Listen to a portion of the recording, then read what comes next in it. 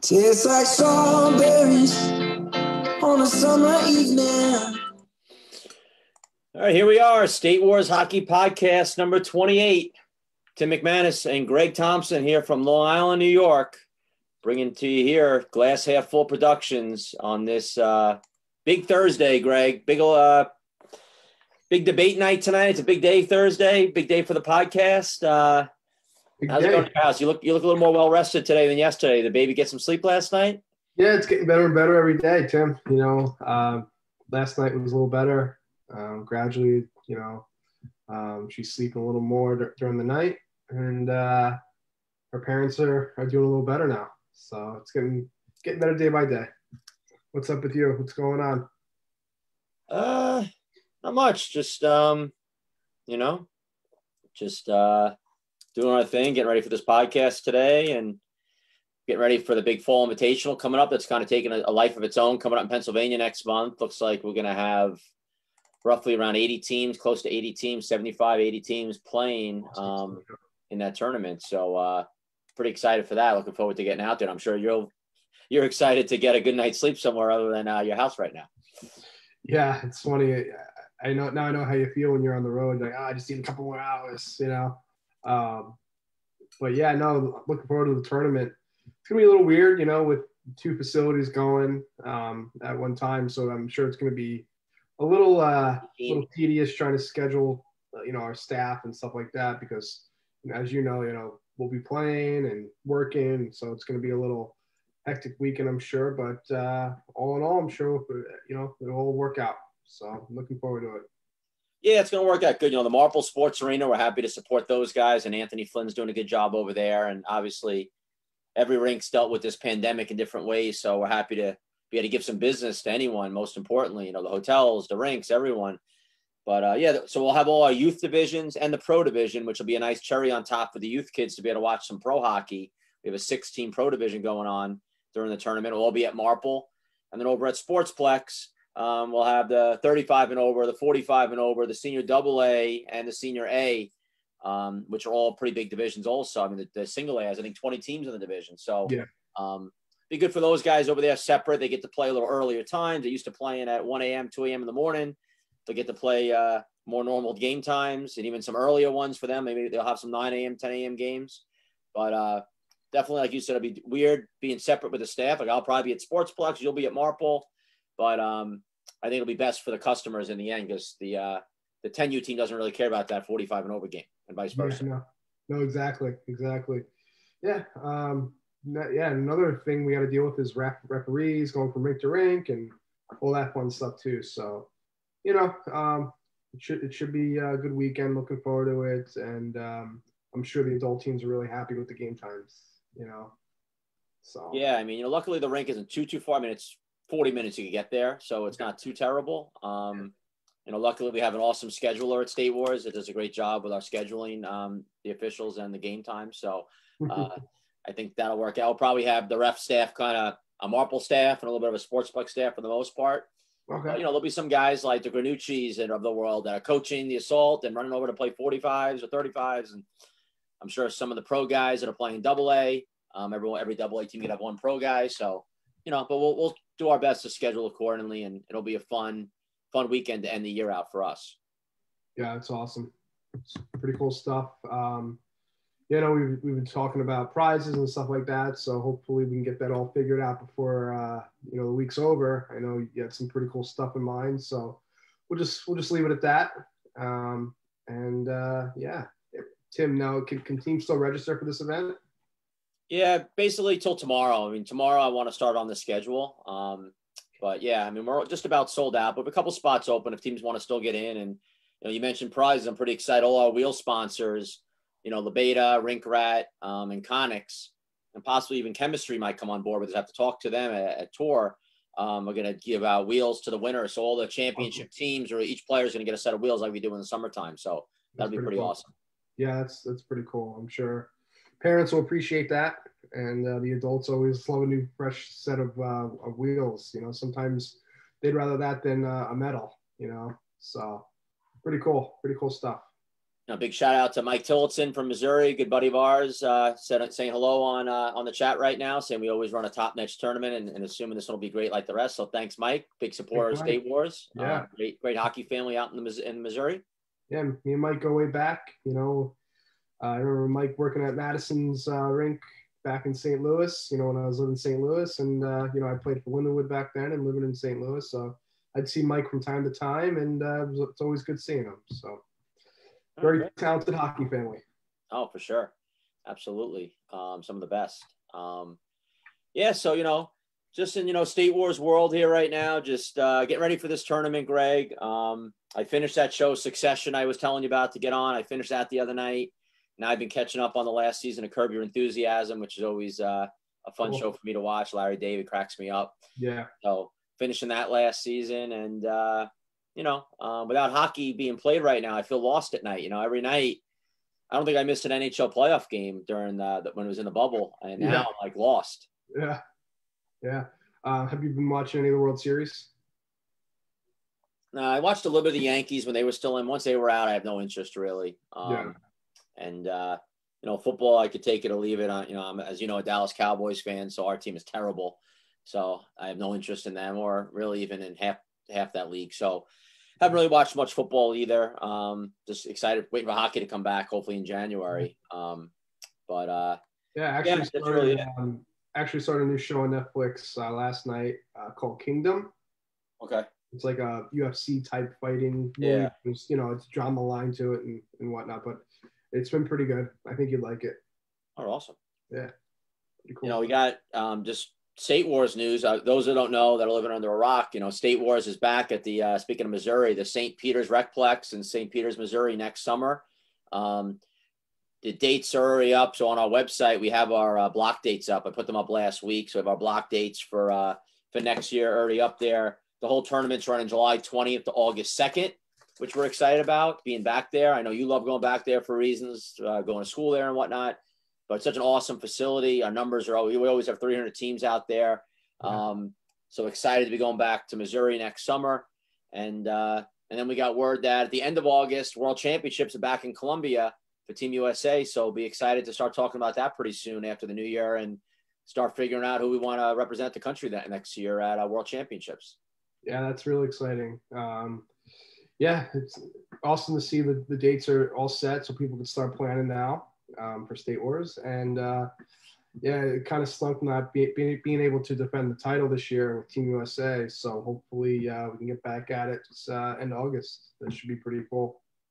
Yeah, it's gonna be an interesting next 2 years for Team USA, Greg, because we got the World Championship. Everything got pushed back. So the World Championships are next summer in Columbia. Yep. And then the following year, 2022, we'll have the World Games, which is being taken place in Alabama, United States, which happens every 4 years. For those at home that don't know, the World Games are basically sports that are fighting and vying to get into the Olympics.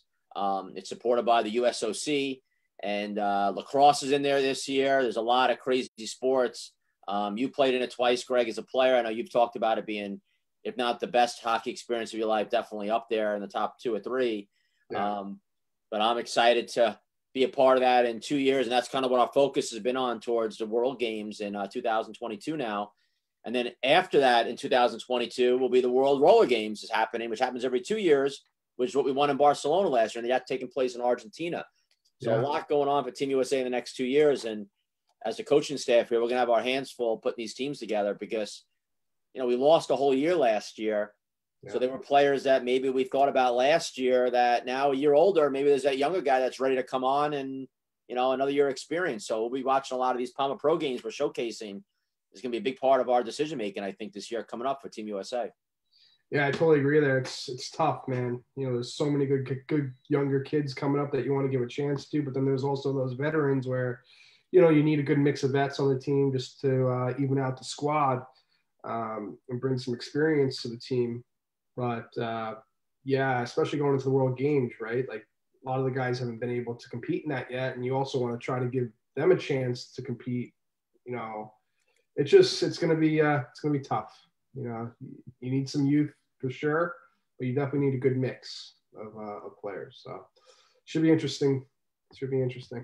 And we got people chiming in. So first to Scott Ives, our buddy from the DSC La Beta Devils, who will have a full boat at the Fall Invitational. No, this is not a sarsaparilla, unfortunately. It's my swell bottle. This is my go-to, filled with water right now. So that's what it is. No hidden drinks hidden in that bottle right now. I wish there was. Yeah. So Scott and JC Campagna said some nice things here, Greg. We'll be featuring him a lot today. Yep. JC Campagna, is a name a lot of people know. I remember JC back in one of our first years at State Wars in Bensonville, where he played for Indiana, and he was playing in the single A division in one of the teams because the Indiana team wasn't that strong. He was a stud, of course, and they won the championship. And then he played many years for Team Ohio, but he played for Envious Rink this summer, and he had played for the Fort Wayne Comets before, Greg, which is pretty awesome. He got to play back in that arena. Yeah. And he just talked about how awesome it was that we pulled off State Wars with COVID going on, and he considered one of the best tournaments in the history of the sport, just based on everything and how great the floor was and the competition. Yeah. So thanks, JC, for those kind words. And downtown Georgie Brown, who we'll hear from a little later today in one of our audio clips, coach of Envious Rink saying hello. And, of course, Julius Caesar himself, Andrew Otto, building an empire here in New York. He'll have a lot of teams at Fall Invitational as well, Greg. New York and New Jersey. So he's got those old New York roots, moving from Queens to New Jersey. So now he's building his empire in New Jersey, it seems like. So, but yeah, no, thanks for the kind words, guys. We did our best, and the facilities did an unbelievable job, and, wouldn't have pulled it off without you guys coming. So, hats off to you guys as well. But you want to get into Otto, Greg? I know I looked at that one of his senior A rosters last night. I'm looking at that roster. I'm like, this team should be playing in Double A possibly. I was looking at some of these names, and we play against some of these guys Sunday mornings at Skate Safe, and I'm like, these guys are pretty damn good. I'm looking at that roster last night, and I was scratching my head a little bit, going, I don't know where this team belongs. I don't know if you got a chance to look at his rosters yet. Yeah, I was actually starting to enter him into the back end, but I saw that you did him, so I didn't really look too closely, honestly.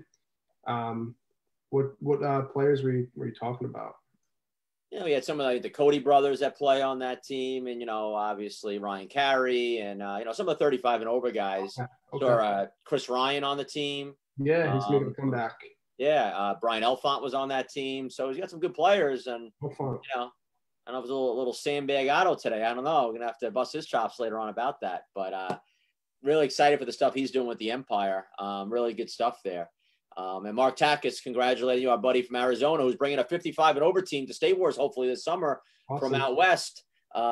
Thanks, Mark. Mark's still doing. He says, congratulations, new daddy to GT here. Yeah, man. Thanks, man. Appreciate it. Hopefully we'll see you in St. Louis this summer. Wheeling around in that 55 and over division.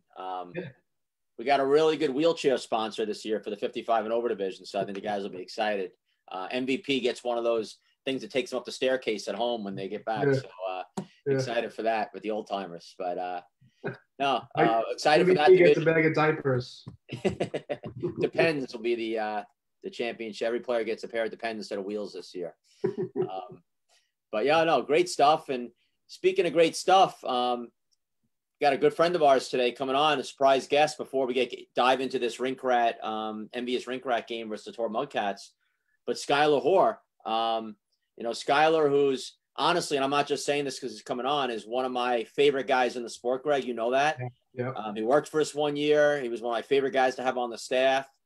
Just always brings a smile to my face when I talk to the guy. Cracks me up. Loves the game. We've seen him at World Championships coaching. Was it Brazil he was coaching, Greg? Yep, Brazil. He's the only guy I know. He brings his girlfriend out to World Championships, and then they're staying in like a hostel with the entire team and his girl in this room. And I remember just shaking my head, and I couldn't believe it when we talked about it. So he's a little frugal sometimes, Skylar Hoare, but I give his girl credit for accepting that. My girl, no way in hell, probably wouldn't go in the first place, but let alone wouldn't sleep with in the same room with 25 different Brazilian guys on their hockey team. No, I'm sure they were airing out their gear. And, oh, man, quite disgusting.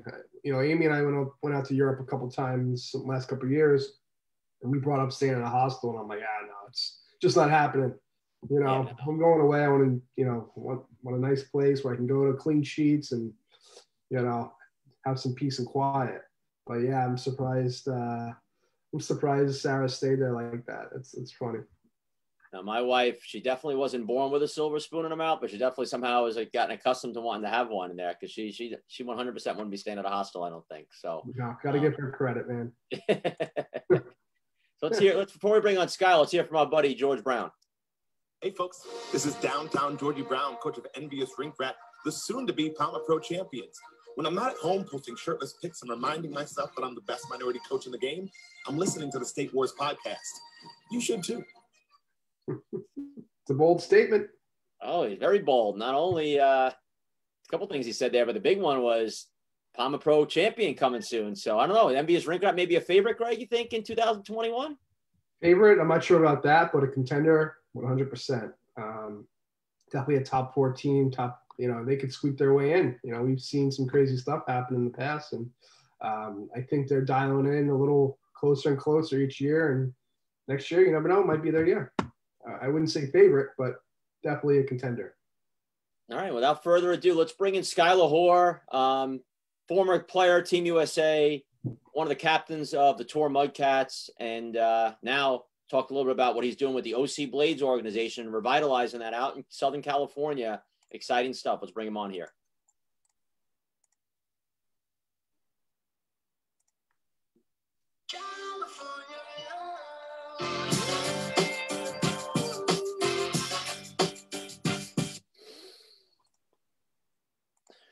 All right, I don't see him, but I see his name there. Skylar, there he is.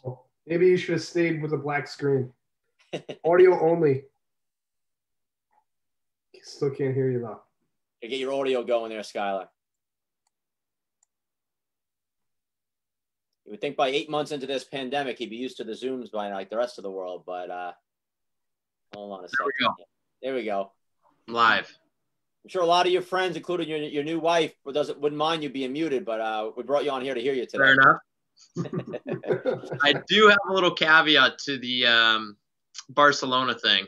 We ended up staying in a different hostel than the team, but she did agree to it. And then when we got to the actual hostel and saw the conditions, she was like, "Oh, thank God you did not make me stay here." So, but I did stay there one night. And then when she came into town, we ended up going elsewhere. But the fact that she was down for it was enough. Yeah. That's maybe when you decide, I got to marry this girl. If she's willing to stay at a place at $7 a night, she's a keeper. Yeah, pretty much. Well, Sky, great to have you on. So, to tell our listeners here a little bit about, so Skylar is revitalizing a program that, at one time was considered, one of the biggest and greatest in the sport of roller hockey, one of the originals, the OC Blades, based out of, unfortunately, the rink that just closed, the Huntington Beach rink that at one time was called Coast to Coast. Ken Gibo, the owner of the facility then, the head of the program. He had boys that played. He ran the program. I knew him pretty well from coaching the Snipers on the East Coast. We'd come out and play against them all the time in certain divisions. We'll get into that a little bit later. A couple of funny stories I remember about the OC Blades. But just talk a little bit about Skylar. I know you played on the team at one time, but, you guys are with Militia. The rink closes. Things are happening in the world. What made you want to do this and start a new program and go with the OC Blade name? Well, first off, congrats, Greg. Wanted to get that out of the way real quick. I know you're getting it from all angles, buddy, so that's awesome. I know it's going to be in my near future here, so that kind of played in the starting of the club. So congrats on that. Now, bud. So basically, I got word pretty close to the time that the rink was going to be shutting down, saying, "Hey, Militia's kind of going to either be yours or you're going to have to start something new. We're going to try and figure out what's going to go on with it." And I remember just sitting there being like, "Well, crap, I don't even know if I have the time to do this." But I started thinking about, what we could do. How we could kind of keep the coast-to-coast HB inline and that community alive. Thankfully, looking at the picture here with, my beautiful wife, she didn't really know what she was going to be signing up for, but she has been a tremendous help as far as organizing, doing paperwork, just really, really being that behind-the-scenes support. So my thought process was, if I'm going to do something, I want something that I really believe in. And literally a week before that conversation, I was just about ready to get rid of all those jerseys, all my old jerseys. Wow. And it just worked out perfectly where I just happened to dig those up and I was like, this would be perfect. So I actually went to Ken Gibo. I said, Ken, I'd love to get your blessing. And Ken, being the guy that he is, did his due diligence, made sure, everything that we were doing was on the up and up. He was instrumental in my hockey career as far as developing us. And I played for them, I think, for about 6 years before going off and doing other things. And I wanted to make sure, obviously, that we'd be living on the way that he wanted it to. So moving over to Irvine was going to be a challenge, especially with the restrictions that are going on over there. I didn't know the people's apprehension that they'd have as far as coming out for tryouts and whatnot. And then obviously, we have a good problem to have where we had over 100 people that were interested in playing. So awesome. I remember my fondest memories of the Blades. I don't know if a lot of people know, but Ken used to own a chair factory that's literally, I can almost see it from my window right now. But I got invited to come try out for the OC Blades, and it was this tiny rink in the back of a chair factory. And I was like, what is this? Yeah. And I was like, what is going on right now? But all of a sudden, these kids were zipping around. You had Jared Gibo that was in my age group. And we were sitting there like, okay, this is the real deal. And it was kind of a cool story of like, you played in the back of this factory and there's people grinding and doing all this stuff. And it was just kind of a gritty feel. It was cool.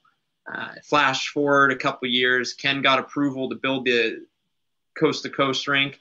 And I remember all the OC Blades parents, families, kids were out there laying tiles, helping with the rink so that we could skate on it at like midnight or something like that. And that's one of those memories that sticks in my head and says that's what roller hockey started for me. And I want to find a way to bring back, that community and a program that people can have pride in and that they want to be a part of. So getting the players, finding the volunteers, the parents that want to be involved, and, having a strong support at home and some of the other parents that said, sure, we'll help you out with other stuff is kind of what gave me the confidence to say, like, let's do this thing. Well, it's funny. You talk about coast to coast and everyone laying down tile. So our Sniper Junior team came out and played at the first Narch Winter Nationals out there. And, the paint was basically still wet when we got there. Our big thing back then was we come to the tournament. All the guys wanted to go see the new rink we were playing at. And, we had flown out a few days earlier because Mission was our new sponsor, and they got us a practice rink, and they took us to the factory and all cool stuff for our team. But we went to check out the rink the first night right from the airport. It was 10 o'clock at night. I remember pulling up and going in, and everything was still being fixed up. And I remember Paul Chapey saying they were worried about the rink even being ready in time for the tournament to start. Yep. But it was pretty cool to be able to go to that rink the first time and being from New York and not seeing a 2-rink facility or anything like that at that point was pretty awesome. And I just remember that place was always special to me for that. And of course we came there, no big, and kicked some ass and won the junior platinum division on top of it. So it was a good trip all around. 2.5 rink facility. He had that half. Yeah, we had the back secret practice rink for the Blades only at the time. And it was back still in the factory. At HB where that main rink is now, or was, is that where that practice rink was, or was it somewhere else? Yeah, it was. But instead of it running the direction it ran the other direction. Okay. And then the rest of it was his chair factory still. And then he also ran the church. There was another portion of the building that he ran the church out of. So it was the original multi-sport / operational facility, to say the least. And I remember that Winter Nationals, because I thought I was so cool in like 3rd or 4th grade, being able to walk out of class at like 11 a.m. be like, oh yeah, I got a tournament to go. I got to go play hockey today. And then I remember the Fila skates that weighed about 46 pounds that they had on display there. Yeah. So I do remember that tournament pretty vividly. Skylar, before I take this picture, are you wearing skates in this picture? You better believe it. Okay, I didn't realize you were that much taller than your girl. Okay. No.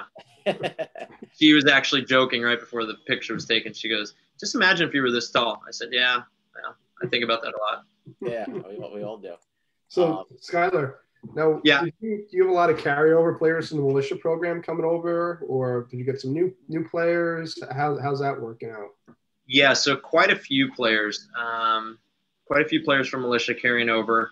And then, Marvel was the other program that was added there. And they, after our first tryout, they, ceased operations, if you will. And, so we absorbed a lot of those kids too, which kind of boosted our numbers. It's unfortunate, it's one of those things where you could have the best club in the world, but if you don't have teams to play against in competition, what are you? So my goal always will be keeping this sport alive one way or another. So, hopefully some more kids pop up, especially after this COVID thing, and more programs start coming out and we get in some more teams. I just hate to see, even if it's a good thing for us, it's not a great thing for the sport. But we definitely had a lot of carryover, absorbed a lot of kids from other clubs, and now we're trying to piece that thing together. And now it's the hard part, figuring out the teams and trying to make as many people happy without making kids cry. Now, in your program, how many teams do you foresee having? Who's on your coaching staff? Obviously, so we have, you can't coach all these teams by yourself. Yeah, no, that's the problem we're running into. We have about 7 to 9 teams, with one being an 18 team that probably won't be your traditional team. A lot of the kids are out playing ice or they're gone, so that would be kind of an auxiliary team, if you will, type of thing. Coaching staff, you guys know good old groovy Dan Maxwell. He's been good with me with militia and stuff over the years, and he's great with the older kids, and some of the younger kids, he's tough on them, and sometimes I think he's a little bit of that tough love that people need. Yeah. You got Will Shepard, who's awesome, loves the game, really wants to be a part of things, helping out with our social media and stuff like that. You have myself. You got Ron Alexander, and we're trying to see how he's going to fit in that capacity with him being at the rink and short-staffed and stuff. But he's one of the nicest guys and one of the longest-standing guys in the sport. He's been behind the scenes a lot with a lot of things. Skate off all day, Scott. That guy will wear his skates like he's an 8-year-old all day long at the rink. He's rollerblading around. I love it. Just the energy he brings. And he'll have a smile on his face. One of the best guys in the sport that a lot of people don't even know. And then was he one of the original OC Blades coaches back in the day?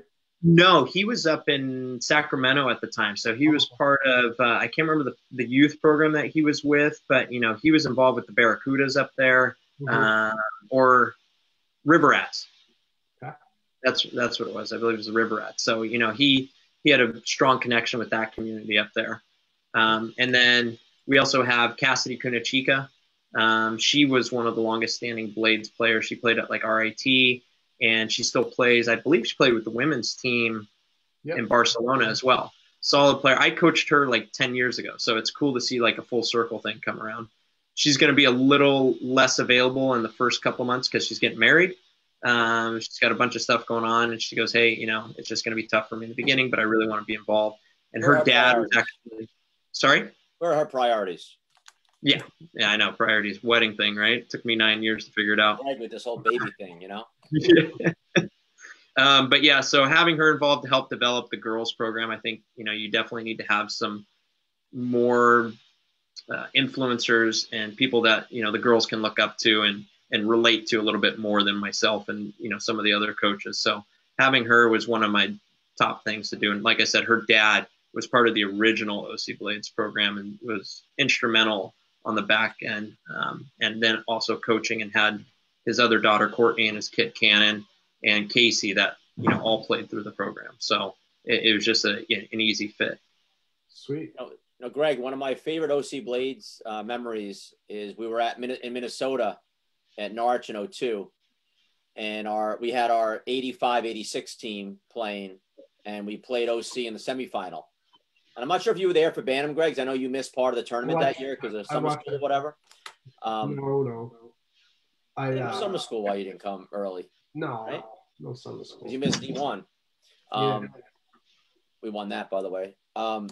Scott, Greg. Our Bantam team, semifinal, we play OC. I watched knocked off Bobby Ryan and Honey Baked in the quarterfinal. We play OC in the semi, and we're up by a goal with 20 seconds left, 30 seconds left. Pat Cannoni, winds up playing in the NHL a couple games, gets the puck, empty net, comes down. He could basically have skated into the net and stuffed it in. He does his little cocky snapper from 20 feet out, misses the net wide, bounces out. They come down the other way, score with no time left, and goes to overtime. And I'm ready to kill myself on the bench, thinking like we had these guys, and it was, you know, a tough game, obviously. And then we wound up winning in overtime to beat them, and then lose to AMB 86 with Siggy and Reds and stuff, their squad in the final. But I still remember that game, and it was such a big, you know, so exciting to play that team because they were the big team out west, and you know that club. But I always think of Cannoni missing an empty net. He came to the bench and crying, you know, just ready to. He thought I was going to kill him. I think I remember that game. I wasn't there, but I was on the magazines and stuff all the time. And I remember a kid watching him play for your team. Was it Andrew Oliveri or something like that? Oliveri, yeah. Oliveri, yeah. I just remember because he had an interesting style, and just like he was a noticeable kid, right? So I think I remember that because that was the year that I actually got demoted and played with the 87 team, or that might have been the year I switched and did 8 HB selects, and I played over at the original rink that I played at. Okay. Yeah, I remember Ken Tebow with his sweater on the bench. Oh, yeah. Brown. Oh, yeah. Little yellow one. You have to bring that back, Sky. I'll work on that. If you could get Maxie in a sweater with those glasses, I think that'd be a good look for him. That might be more possible than me with the sweater. As long as it matches his, you know, garb, then it'll work. Right. Yeah, it matches belt and his shoes and everything. That's it. Now, with the program, with the OC Blade program, you guys plan on practicing a couple times a week? How do you usually run things with the program? Yeah, so the plan is, you know, my mom being, you know, not really in hockey and stuff, when we were younger, she would always talk, not always, she talked to the Honey Baked parents, right? And back then, the Honey Baked parents, there was a couple teams, they would play, this is when there were seasons and they didn't play ice 24/7, right?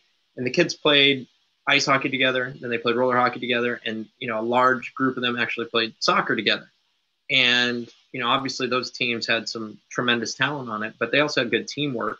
And playing that many sports together, you know, it really kind of set this tone. She was like, you should totally do this thing where it's like ice and roller hockey and all this stuff. I'm like, yeah, that's great, Mom. Like, that's just a lot of work. And I just didn't know if, like, that would be feasible. Anyways, so we plan on having a kind of workaround for that. And then as things open up more, but we'll have a skills type clinic during the weekdays, and that's going to be individual skills and getting some training things, and, you know, not as heavy as Mr. Chavo's doing, but, you know, having some skill stuff to do where you have, you know, the shooter tutors and the stick handling things and stuff like that. And then Sundays, you know, most of these kids, they want to have more games. They want to have more scrimmages. So I'm trying to find a way, and what it looks like is you're going to have game scenarios. So you have two teams practicing and they run power plays against each other for 5 times each. And you set up some kind of incentive, you know, loser does 10 burpees, or, you know, winners get water and losers, whatever it is. Put something that gets them more into competitive opposed to just running through practices. So we're going to have more game scenario, and we'll call it Sunday Sports Day. So they have that. Then they have a scrimmage when allowable. And then afterwards, I brought on a good friend of mine, Mike Hannigan. He worked with the St. Louis Blues, worked with the Anaheim Ducks, and he's going to be doing a lot of the dryland off-rink football and soccer, and then like an agility type course. So the kids will cycle through that. And it's the whole thing of keeping the program and the kids all working together, because you're going to have kids that are playing up. So trying to get that community feel, and part of that, as well as developing with the younger kids their motor skills, and then also playing kind of, you know, soccer, playing at 4-on-4. So it's more roller hockey, no offsides, but they're working different skills. So that's the vision for the club. To have them. I want to see you make that happen. What we're going to do then is we're going to take that model and we're going to go around the country, and we're going to show a lot of people how to do that through you. Get that going, because if people were doing that everywhere, the sport would just explode again. And we need more. Yeah. And so, you know, it's just one of those things. After studying the Swedish model, I think you put out a video, you know, these kids playing multiple sports together and all that, it would really hopefully branch off into something that opens people's eyes. And, you know, I really am a fan of playing that multi-sport, especially at the younger ages. Specialize like as you get older, but at those young 8, 10, and even 12, let them, you know, develop more motor skills and stuff like that. But obviously our primary focus is going to be on the roller hockey side of things. So everything's going to be geared towards that.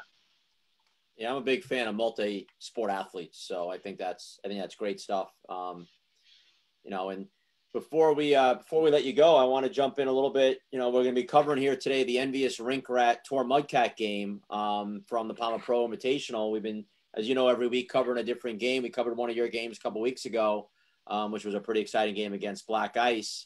So what were your thoughts? I mean, you know, JC Campagna gave us a real nice compliment about the tournament this year. Obviously, this year with being a crazy year going into it as one of the leaders of the Tour Mudcats, how did you feel about the Pro Division, everything that went on there, playing at the Allen County War Memorial Coliseum, and just the PAMA Pro Division as a whole, now that it's all said and done, from your perspective? Yeah, it was awesome. I mean, easy one-word answer, it's awesome. Expanding on that, the floor, that new floor, I think was one of the better floors I've ever skated on. You know, I actually felt fast again. Having it broken up with different locker rooms and the teams and stuff like that was really cool, and having the pro locker rooms. Having the game starting at a fixed time, I thought was a great thing, obviously from a sanitation and all that and people, but also, you know, for a player like myself to get prepared, just know when you're going to play was a nice thing. So, you know, hats off to you guys and your staff. You guys did a great job making that thing go off pretty flawlessly, in my opinion.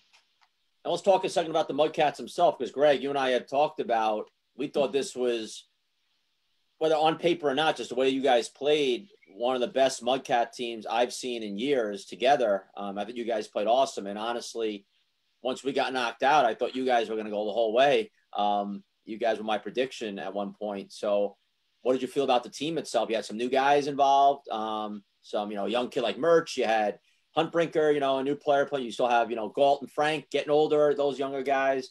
How do you feel about how the Mudcats played and the future with the Mudcats? Other than coming up, you know, a couple goals short, I think if we would have got through that semi, I think we really had a good chance in that final. And a rematch against Black Ice would have been pretty epic, especially with the way things went down in the round robin game. Like you said, the mix of old and new, you know, CJ Yoder, the fountain of youth, the guy I think had one of his better tournaments ever. And I just had a vision of what was the movie The Longest Yard, when the guy's laying down, he's like, "You guys better not cut me," and we're like, "See, you're never gonna get cut. You put up points like this, you like, get out of here." He's like, "If you guys will have me," we jokingly say, year. He always says, "He still have me," you know. Yeah, he's gonna cut all of us first. So at the end of the day, but no, like you said, the mix of young, new, and you know, the biggest thing with the Cats has always been the character, the guys that just get along with that group. We're a different kind of group, I would say. I guess all the groups are a little bit different, but we're a different kind of different, I guess you could say. And so it was a good mix, having the young guys, having the older guys. Clay Taylor coming in, standing on his head. Quite awesome. And, you know, it was a good feeling. I really thought we had a good shot this year, and we just kind of laid an egg in that Roadrunners game, and we didn't play like we were playing at all, I didn't think. Yeah, no, not taking away from the road. I thought you guys were going to win that game for sure going into it. And then it was, you know, it was a back and forth game. I'm sure we might cover that game later on, Greg, at some point. But that was a great hockey game from just watching from a perspective of, hey, you know, I know Chad probably looks at tour teams going to the finals either way here, but watching that game as a fan, I thought that was just a great hockey game, and you know, definitely either team could have won. For sure. Yeah. Two good teams, two good tour teams. Now the OC Blade, going back to the OC Blade, you guys are going to be a tour team, correct? Of course. Yeah. I love those new pants you guys are showcasing with Tour. Those are pretty sweet.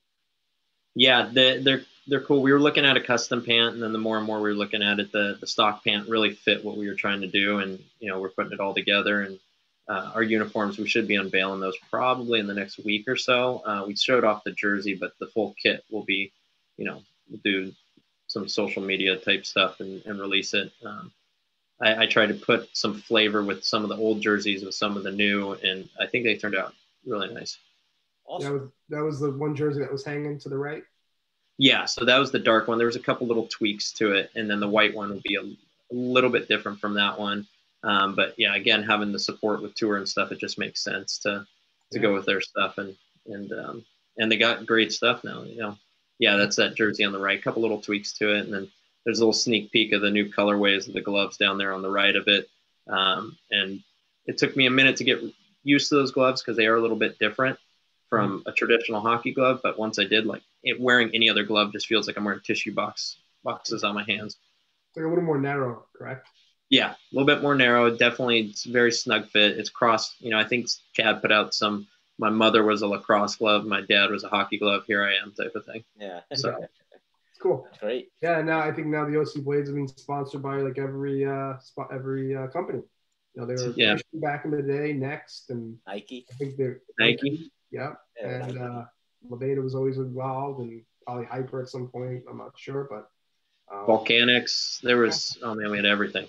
Yeah. So Ken was always good at that, though. Those were the glory days. I remember 2 or 3 years we got full kit head to toe for free. Yeah. Right. Those are the days. They days. bounced around a lot. So, one thing with the Snipers I was always proud of from 1996 till now, we've been a Mission and a Levada team, and that's pretty rare in the sport. For sure. Yeah, for sure. All right, awesome, Skylar. I know you're busy working today. We appreciate you coming on and talking a little OC Blade and Mudcat hockey with us. And congratulations on everything you got going on. Recently getting married, OC Blade. Tons of great stuff going on in your life. And keep up the good work. We're excited for you. Thank you, guys. I appreciate you and bringing me on here. It's a huge compliment. So I really appreciate it, guys. Keep doing what you do. Now we're going to start tearing apart your game. So I'm used to it. You got a beautiful goal in this game. We're going to highlight this one. So I think I actually scored. Yeah. So there we go. There's even a blind squirrel, right? Every now and again finds that net. So there you go. Great one in this game. We'll be highlighting it. So all right, buddy. We'll talk to you soon. Thanks, guys. Thanks, guys. Later. Congrats again, Greg. You too, buddy. Bye. Skylar Hoare there from, now we call it the OC Blades. I was going to say Tour Mudcats. He's wearing a lot of hats right now, Greg. And he talked about CJ Yoder in the Fountain of Youth. In this game, we're going to bring up a couple times. He looked like he was in the fountain, dipping into that Fountain of Youth as well. And let's hear from his buddy CJ Yoder right now. Hey guys, CJ Yoder here, the captain of the Tour Mudcats. When I'm not bathing in the Fountain of Youth in my backyard, I'm listening to State Wars podcast. You guys should be too. Hey guys, CJ Yoder here, the captain of the Tour Mudcats. All right. Sorry, CJ there. We almost hear him twice. So that's CJ Yoder, captain of the Tour Mudcats, Mr. Wonderful himself, Fountain of Youth man, Captain America, the original Captain America before Greg took over that name, was CJ Yoder. Awesome hockey player, and he's still doing it at 45, Greg. It's pretty incredible. Yeah, it's just incredible that he actually said those lines in his little intro there, because it took him a little. I'm sure it took him a little while to actually say that, because that's so not CJ. I know you had some influence on that one, but if anyone knows CJ, he's the last person to really talk about himself. So I want him to say this is CJ Yoder, the GOAT of roller hockey, and he was like, that's not happening. So me better than that. So yeah. We got that out of him at least. So that's so funny. So, all right. So let's get right into it, Greg. We had a great intro here. Thank you, Skylar, for coming on. And we're going to dive right in here to Envious Rink and the Tour Mudcats. Welcome back into SWH Live and CarShield TV. PAMA Pro Invitational 2020. Coming up now, we have the Tour Mudcats in their first game of the PAMA Pro Invitational, going up against the 1-0 Envious Rink, who beat the PAMA Levada Golden Knights earlier, a 5-2 score. So, Greg, it's always tough right off the bat when we have an odd number of teams in a division like we had. So one division had 5, one had 6, where one team has played a game already, and now they're on their second one, and you're on your first. Definitely advantage to that team, I would say, that already got a game under their wings a little bit. Would you agree? Totally agree there. I mean, obviously, they're long games, so they get tiring. But at the same time, it's always nice to get a good feel of the rink and, the whole, floor and all that stuff and get the game in, I would say, personally, before a second game for sure. Especially different floor and a little bit of the feel. I don't think the floor is too much of a factor, but a little bit, and then like you said, with this pandemic year and people haven't played as much. So just getting that first game in is pretty nice. So let's pick it up here, Greg. I know you like this play right here to start off the game here, a minute 45 in here. Let's let you take over here. Yeah. Different. That rocket puck doesn't slide as well as the still mat puck. Well, this play by Skylar Hoare. Gets a shot on net. Guys are certainly crashes the net for a rebound. I just think it's a smart play, and it's a veteran play. You know, a lot of people don't do that. You know, following the rebound off of your own shot. I just think it was a really smart play, good play by Skylar, and you know, good job getting the wheels going to get to that puck. Yeah, but I like what Skylar did here. Like we said, it's only 1:40 into the game, so why not? Just get a puck on net, you know, Yeah, and exactly. It doesn't take a big wind up here, and it's going to get blocked. Look here, he takes a quick little snapper, barely even pulled his stick back there through the legs, and then he keeps going to the net here. Nice save by Robinson. Is it what's the goalie's name on Rink Rat? I think it's Chucky Robinson. Chucky Robinson, right? Yeah, so Robinson with a great save there, and Skylar keeps going, and you know, Rink Rat makes a good defensive play there, but you know, nice play by Skylar there, like you said, going to the net. Yeah, I mean, those shots don't have to be hard, you know, especially through screens. Goalie can't see it; he can't see it. You know, I always like a shot through a screen like that. And we're gonna fast forward here a little bit, and here's a nice play behind the net here. This is, you know, we mentioned Ryan Galt, number 21 here on the Mudcats. Big, strong kid. I think he's from Kansas, Greg, right? So you're probably working out on the farm and stuff out in Kansas, Ryan Galt. I just like this play behind the net here. He uses his body well to possess the puck, shields it, and then makes a nice pass off the boards, gets a pass back to the point, I think to Lauren Barron, and then a nice pass down low to Ethan Frank from Nebraska, another young stud on the Mudcats, and good scoring play. Let's let it roll here through. Puck played last year with U17s on the U.S. development program in the USHL and other international contests. He's draft eligible next year in the NHL, so you might see his name called. Certainly going to be at the top of some of these guys' list. A chance in front of the net by Ethan Frank. Yeah, I love that play by Ethan Frank as well. You know, he made a great little stick check there to get the puck and, you know, an odd man rush, which led to a backhand shot. Great play. You know, Robinson's had to make two big saves there a few minutes into the game, so they're testing him early and often there. So, yeah, great play there. We're going to fast forward a drop here. Let you take over here. We'll play it through one time with Trefty. Larry Atagoki, the Georgia native. Through the right wing circle, tries the shot that's blocked. Big Larry Atagoki, so hard to get off the puck. Tried to fire it back into his own zone and intercepted by Ryan Perry. Left wing side, fakes the shot, cuts the middle, shoots. That one's blocked. Let's talk about that whole play overall, Greg, starting with Larry with the puck. Yeah, so Larry comes in.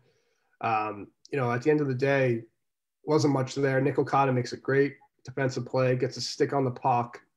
I actually think he gets a stick on that puck. He tries to wrap around the boards, and Larry just made a terrible play, not looking to see where, you know, his man was, and Ryan Perry picked that puck up right away and went off to the races, odd man rush. We always talk about those no-look blind passes back to their D zone, and Larry, you know, didn't look up and, you know, just automatically thought he had a guy there, and Ryan Perry was there to pick his pocket. Yeah, I think that's a bad habit in roller hockey right now. I know I yell at our guys. You know, Kyle Kramer does it a few times. I've yelled at him and a couple other guys in games where they just assume that I could just bang it back and our guys are, you know, wide open and we'll reset the play. And teams are getting smarter now. They're leaving a guy back a little bit. A guy's hanging back more, and they're intercepting those passes. And you see it happen time and time again. And, you know, with Larry here, I do think his pass got deflected. So I don't know if that could have gotten through to anybody differently. Yeah. But either way, it was a kind of a high-risk play, and it turned into a breakout the other way. And they had a scoring chance. And, you know, Ryan Perry was one of the best of the business at just being calm and using his body to shield to get a shot off. Makes a nice little play here, cuts to the middle, and there's a nice save by Clay Taylor. Yeah, just looking at that play, it looks like Bovey got high stick there, but it looked like it was through a follow-through on the shot. Watch 69 on black. Yeah, 100%. Yeah, but no penalty there because it's a follow-through on a shot. Correct. Here we're going to watch this play here by our good buddy Andy Cripps here. About 6-7 years ago now. Good play by Lauren Barron there. Multi-talented and one of the nicer guys around the rink. Andy Cripps down the left wing side in front. Lauren Barron tries a backhand shot. Now it's. See, Greg, here with this play here, I'm going to jump in here. You know, First, I like the play Lauren makes along the boards here. And Lauren, to me, had one of his better games of the tournament here this game. He was noticeable. Makes a nice little play here. Larry gives him a nice little drop. He shields, but I love how he goes there. He doesn't just watch. A lot of guys, this is a message to a lot of young players at home, especially. A lot of young players, Greg, would make a little play here and then just stand there and watch the play. Yeah. Lauren makes the play, and as soon as you watch him here, he just goes and makes it a 2-on-1 almost here. But for our buddy Crippers here, again, being it's early in the game, I'm not sure how many shots they've had yet. Andy Cripps has got a good shot. It's one of his strengths is his shot. And I love to see Andy just tee one up here or shoot low and hard opposite post for a rebound with Lauren going to the net. Because he doesn't take this shooting opportunity here, which he's not going to get many better ones than this. Yeah. And then he forces the pass to Lauren, which isn't a bad play, but he's got to recognize that Lauren's going to have a guy all over him here. And unfortunately, they really get nothing out of the play where they could have had a great scoring chance there and made Robinson make a big save, and nothing came out of it. Yeah, I totally agree there. And Cripper's got a great shot. And I love the play by Lauren Barron there during the play. You know, I think Lauren's an unbelievable hockey player. He's in great shape. He can skate. He's got an awesome shot. He's a great defenseman.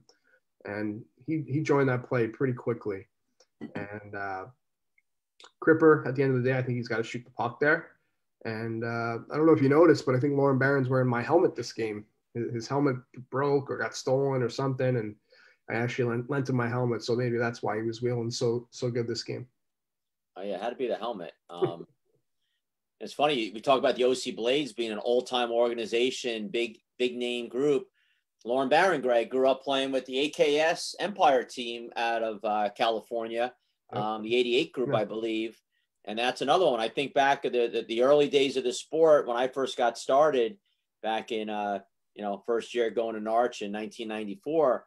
AKS was a big team out of California. Yeah. Players like Brian Watanabe, who now plays with the La Beta Old Man team, was a stud for them back in the day. And then that 88 group, I think Georgie Barber was part of that group. His dad was the manager, helping out Scott Okongia, who made the AKS chassis. They had that chassis, if you remember, and all that was from Scott, his initials and whatnot. So Lauren Barron was part of that team, but just great. Think about the old history of the sport. But here's another play here. And it's funny because Dino Verone had jumped in from Wheel Talk, who we talked to last week, jumped in George Brown's absence here because, of course, Downtown was coaching Envious Rink in this game. And he makes a comment here, and it's funny what happens here right after he makes the comment. I'm going to roll it here, and then we'll talk about it. It's like 5 total, maybe 6. Isn't there a kid from the Comets on this team? Yes, on Envious Rink Rat. He has the puck right now. It's Sidlowski. He shoots it, scores! Sean Sidlowski. What a shot. The fan favorite here in Fort Wayne. I must say, I felt that one coming. That's why I brought his name up. I'm pretty good at this. George, watch out for your job here, kid. So Dino Verone there brings it up there. So Sean Sidlowski, Greg, I believe he played, I don't know if it was the year before or 2 years before with Rink Rat, Dan Maxwell's team. And I don't think he did much with the team, and the team let him go, which I'm going to give Dan Maxwell some crap here for letting this guy go. I'm a big fan of Sidlowski's, watching him in this tournament. You know, he's captain, Greg, of the Fort Wayne Comets. I think he's a leading scorer of the team. I actually saw, I don't know if you saw it out in one of the trophy cases in the beautiful lobby they have there. He won the MVP or one of the awards the year before in the East Coast Hockey. Oh, is it East Coast they play in, Greg, or American or East Coast, right? Yep. East Coast Hockey League. And Sidlowski, he is a fan favorite. I had I think he was standing with me. Nathan Dennison, the manager of the facility, told me the first day when he heard Sidlowski was playing in the tournament, he had told me that, if you promoted that heavily in the area, you'd have 1,000 to 2,000 people at every game he's playing in. He's a huge fan favorite here. But he makes a great play on this goal. And you can just see, Greg, he doesn't probably play on his wheels a lot. He got better and better every game. And I think he's a pretty damn good player. He's really strong on the puck. And let's watch this goal again by Sean. Just a snipe. Yeah. Give a guy like that a shot in the slot. He's going to bury all day. And it's a great forecheck. I think that was Garrett Ross forecheck in there on Cody Bobby, who turned over a puck, and Sidlowski hopped in there, jumped him, and got the puck and buried. Now, Greg, all your years playing, whether for Team USA and watching a lot of ice players from other countries, or playing with some pretty good ice players, on the snipers and whatnot, do you notice that difference of that play Sadlowski just made that shot? Yeah. That's an ice player. Like if that guy is someone that's, maybe a young kid who's just on his wheels all the time, you may have saw an extra move made there or whatever. But I feel like these ice guys, they just shoot the puck. Do you agree with that? Oh, totally. And, shooting ice hockey puck all year long and then, going to a roller puck, it's like, wow, I could rip this thing right through the net. And that's probably what he was feeling. And he buried. All right, we're going to keep following here. And now talking about another ice hockey player who we mentioned in the last broadcast. We did another favorite of ours from the tour Mudcats, Travis Turnbull. Let's watch this play by the Mudcats. They strike back pretty quick. Put them near the net, put them around the boards. They can handle themselves pretty well. Travis Turnbull, long range wrist shot, comes back in front. He shoots and scores. Nice rebound. The two veterans, CJ Yoder and Travis Turnbull, team up. Yep. So we're on that play. I'm going to let you jump in here and talk us through this play by Yoder and Turnbull. Yeah. Love the play by CJ Yoder there. Just watch him moving without the puck there. Watch him come down, make that pass, keeps moving his feet. Goes to the net. Travis goes to the net, and, bang, bang, it's a goal. But just watch CJ here, moving without the puck, laying a soft pick here, causing some chaos, and just making the right play like he always does. So great play. Like you said when we were reviewing yesterday, not quite sure if CJ knew if Travis was actually in the slot, but to me it looks like more and more I watched that play. CJ knew right away he was there and just put it right on his tape. What I love what Turnbull did here too, Greg. Watch Turnbull. So he comes in here, he throws it at the net, and again he doesn't fire a hard high one that would go off the glass around and now puck's going out the other way. He puts a low shot on goal, tough for goalies to save and to control, more importantly. But then Turnbull doesn't do what a lot of guys would do. A lot of guys would wind up in the corner here or behind the net. He's a goal scorer, right? Where does he go? He goes to the front of the net. No one picks him up, and puck comes through, and he's got an empty net goal. And that's we talk about all the time. Why do the same guys score so many goals? It's a lot of things, but one of the big ones is they know where to go without the puck. And that's a perfect example out of Travis Turnbull going to a high scoring area without the puck and getting a puck back, whether it's a rebound, a pass, whatnot, and he's got an empty net goal. And to me, that's a goal scorer's goal right there. And Travis Turnbull is one of the best. Yeah, and he does it from all angles, right?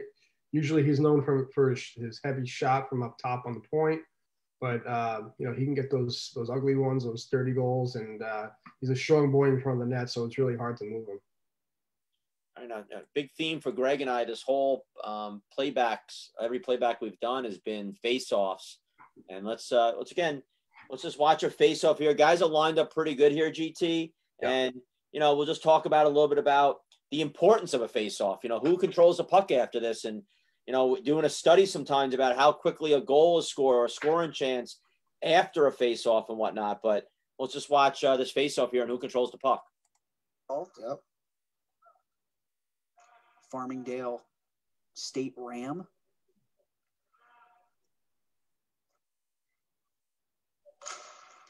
Trev, what's your feeling on the short socks combo in the roller hockey world? I don't like it. Yeah, me neither. Honestly, the only ones I liked was the Connex jerseys when they did the basketball. Yeah. Pass to the far side. Murchison is in all alone, and Robinson denies. Yeah, so off that draw, let's circle back here, Tim, to the draw. Time and time again, we've seen teams, see where Corey Hodges there to the right in white. Yep, right there. Most teams, that we've seen the last couple playbacks, Corey would just literally be behind him, maybe, on his backhand side or directly behind the centerman there. But Corey makes a good play, steps up. If Corey doesn't step up, he doesn't win that initial battle. Obviously, he turned the puck over right after that. He had some defenders just kind of rush him, but he wouldn't have got to that puck if he didn't line up where he did. He could have just kind of chipped it back, but kudos to doubled up on him there too. Yeah, kudos to the Mudcats. They kind of attacked him right away. He was in a bad spot, but initially, I think that's a great face-off by Envious. If Corey is behind the centerman there, he doesn't win that puck battle. And I love this pass by Hines here, Greg. So yeah, he's going hard here. And you can see we've talked about this before. Let's look at Envious Rink Rat here. So look at every single guy. I know it's hard to tell on the screen, depending on how big your screen is. I'm looking at a big screen here. But every one of these guys here are all looking at the puck, right? Which is okay. We want to always have our eye on the puck. But their body position, they're all sliding towards the puck carrier. And J.C. Campagna here, he's kind of got his man back here. And you're going to see Ty Murchison. I give credit to the youngster here. He's going to come in and he's going to fill the gap here of this empty space as the play moves on. And he's going to get a great pass from 57, Hines Ketchup, 57. I love that name and number with him. But he's going to make an unbelievable pass here. And Murch makes a great shot. And again, Robinson comes up big here. Let's watch it play through. All alone. Walks it. Boom, shot. Another great save, GT. Yeah, it was a great play. Great read by Hines. And O'Shaughnessy, I think he kind of got puck focused there. I think that was his man cutting hard to the middle, Murchison. And, it was just a great feed by Will Hines there. And you bring up O'Shaughnessy, who I don't really know him too well. I've watched him play, but I got to be honest, he hasn't been on my radar too much. But after this game, he definitely is. I know I saw a lot of good things from O'Shaughnessy here. And here's a play by him coming up for Rink Rat. Long range wrister. That one goes wide of the net, comes to the near side boards. O'Shaughnessy battling, comes away with the puck. Near side dot, curls to the boards. Centers it, Hodges there, he shoots. Corey Taylor, big save, the rebound. Goes wide of the Phoenix. There's great patience by him there.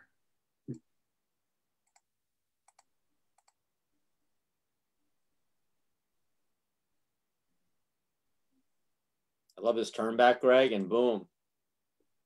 And again, Mudcats, we got puck focus there this time. And Hodge is not, he's known more for his defensive play than his offensive game. Slides in there. He finds them all alone.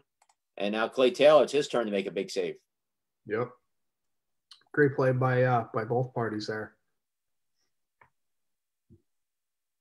Going to fast forward here a little bit.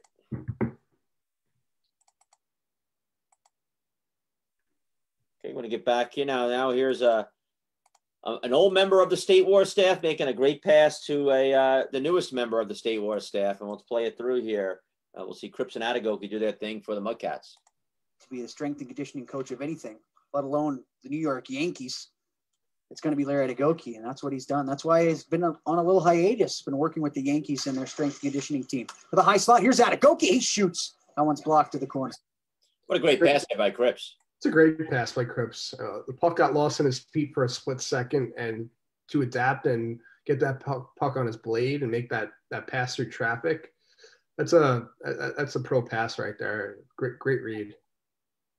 I want everybody to see. It's hard to tell. Again, I'm on a big screen here, but as Cripps crosses the red line here, you could see him look over his right shoulder, and he sees Larry's going to be coming into the picture here, and you can see right there. At this point, he already knows what he's going to be doing. And then as he carries the puck in deep, you say he lost it in his feet. This is a really tough pass, Greg. As a lefty, I'll say it. From this spot where he is to turn across his body, and get it through 3 men and find Larry here, it really is an unbelievable pass. Yeah. And Larry with that rocket, another save. I think it was a save there, but another great play. And hats off to Cripps for a great play. And for Larry, again, talking about players moving without the puck, Greg, again, for our youngsters, a lot of kids, they don't do this, Greg. They watch the puck carrier, and they stand around and just watch the guy do his thing. Here, Larry, see how he goes a little wider and out, and then he comes back in and he stays. He doesn't go hard here, because if Larry goes hard here, Greg, he's going to run right into the D. But he's smart, Larry, here. He slows down and he's patient, knowing that he's got gap here, and he finds that soft area. And again, Cripps with an unbelievable pass. And a great scoring chance for the Mudcats there. Yeah, it's an awesome play all around by Cripps, and good read by Larry to find that soft spot for a shot. Awesome save as well. Right here, Greg, I'll let you jump in here. Let's watch this play I through. went to a Cubs game when I was 9. They were playing the Mets. The Mets beat them. Mike Piazza hit 2 bombs onto Waveland Avenue. And ever since then, been a big Mets fan. I also thought his name was Mike Pizza, and I was a chubby kid. Chance in front, shot, and Clay Taylor made. Yeah, first, I didn't like that pass by Cripps. I'm not sure what happened there. Maybe there was a little miscommunication. But look at this play by Just Hackett. Makes that pass, makes that play, joins the play. Kozlowski makes an awesome, unbelievable backhand pass, knowing that he's going to be there and they get a quality scoring opportunity. But that play really started with Just Hackett there, joining that play, making that tough play on the boards, fighting through a check, fighting through a battle, and giving himself an option for an on-man rush. Awesome play.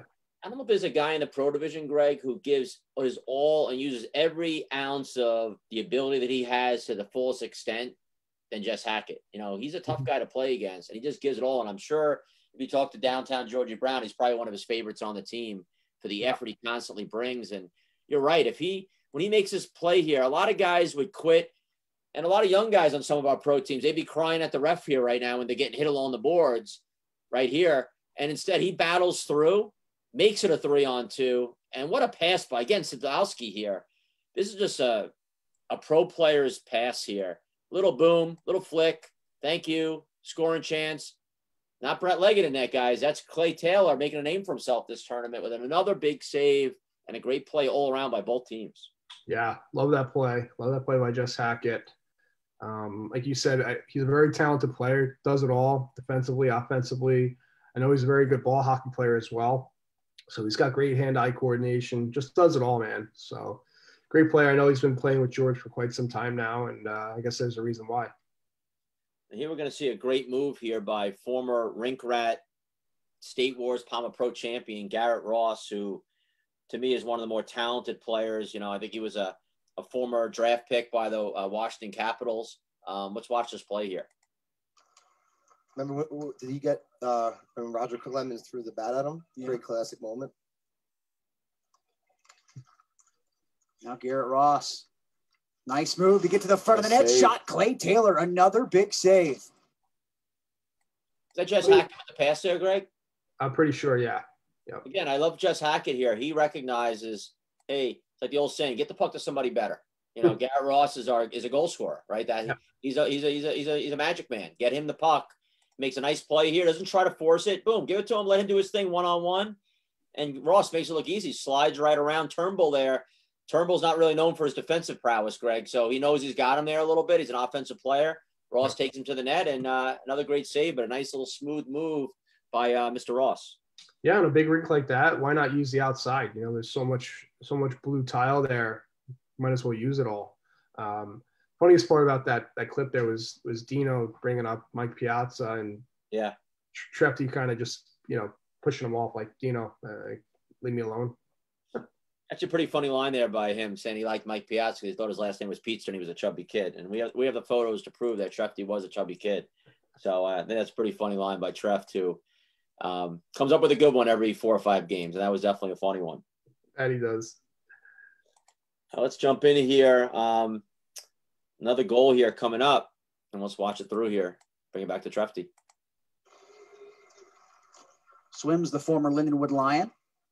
Leaves it for Hodge.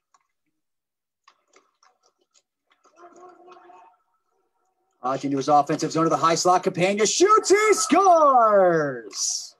Great play to open up some space for his teammate. Find them in the slot. 35 goals. And Greg, I'm going to fast forward. There's actually an instant replay. They show this, and you see a better angle of this goal from the goal cam. So I want to rewind this here before we talk about it. Where we're sitting.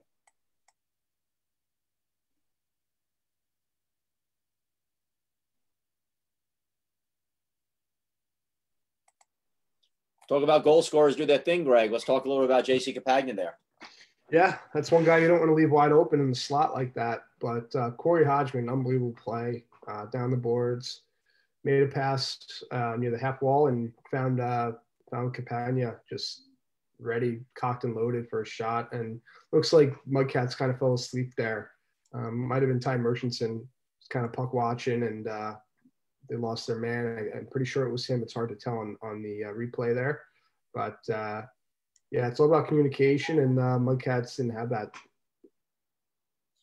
Yeah, there's not too many guys I'd want in the high slot with a chance like that in the whole entire pro division, the JC Capagna, Greg. Yeah. He's one of the best in that area for sure. And, you know, it's funny. I was thinking about this when I was watching the game, and it's so true how you talk about in the pros, they say, like, oh, this guy's, you know, does well in this arena, or this guy's known to score, hit home runs at this stadium. Here you got Sadlowski and you got Capagna. Both played for the Comets. One does, one did. This was their home rink. Well, it is Sadlowski's now, and it was Capagna's at one time. And they come back and both have unbelievable games this game in their arena at the PAMA Pro Division. It's just really kind of special. Yeah, no, totally. I agree there. Some guys just get ready to go in their home spot, and they're familiar with the territory there. And I wanted to ask Sadlowski, I never got a chance to talk to him about it there, but how weird it was for him going into one of those little locker rooms there. You know, we didn't have access, Greg, to the home Comets locker room behind the home bench, but we had the visitor locker room behind the visitor bench, which was pretty awesome for everybody. And then we had 3 other random ones that were all nice locker rooms. Yeah. But it had to be weird for him sitting in that visitor's locker room or in one of those other locker rooms when he's used to going to that home locker room every game. I wonder if he walked the wrong way once or twice during that trip. I'm surprised he didn't get the Comets locker room for the boys. I was guessing they were going to get that locker room. Maybe sure. Pull a couple strings there, but you know, it is what it is. All the locker rooms are really nice there, so maybe it just shows that he's not that kind of guy. You know, he just wants to go there, be one of the boys, and just play. You know, exactly. Oh, here we go. Let's keep going here. I got to find a state where I can find a team. Well, you just moved to Texas. Yep. Nice, well, Dallas, Texas. I'm moving right when we get back. So that was the last trip we took pre-quarantine. Me, Greg Thompson, Steve Conti, Jeff Whitley, a bunch of the guys. Sniper 35. My slot, Lauren Barron shoots and scores. What a play. We said it before, right? Lauren Barron can do it all. You know, he could score. He's got a great shot, awesome defensively, just an awesome playmaker all around. But going back to the play where it all started, Ryan Perry makes an awesome play here. You know, trying to break up the breakout, right? But I think he's got to do a better job and maybe angling himself a little better so Turnbull can't get the puck, skate out with the puck. He's got to put a little more pressure there on him, angle himself a little better, maybe get a better stick on him. But Lauren Barron makes a great shot there, and I think Ryan Perry really has to kind of angle him a little better there out of the zone. Yeah, no, I agree. If he hustles a little bit more there, you know, got a little lazy on that forecheck, let him out a little too easy on Turnbull, and then you see Turnbull to Huntbrinker over to Barron for a beautiful goal. Just great passing by the Mudcats, and now we got a 2-2 game. Just great stuff there all around. No, totally. Great heads-up hockey there. Awesome puck work.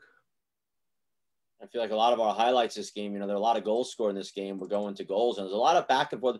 I should have done the math to see how often there were leads taken, because it feels like every time a team had the lead, the other team came right back and tied it up or went ahead.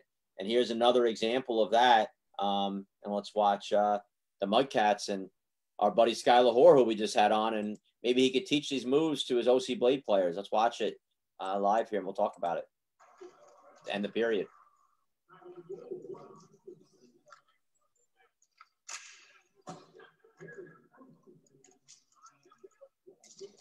Or nice chip away, moves in, shoots and scores. Chips it around the defenseman, makes no mistake on the breakaway. 28.1 seconds to go.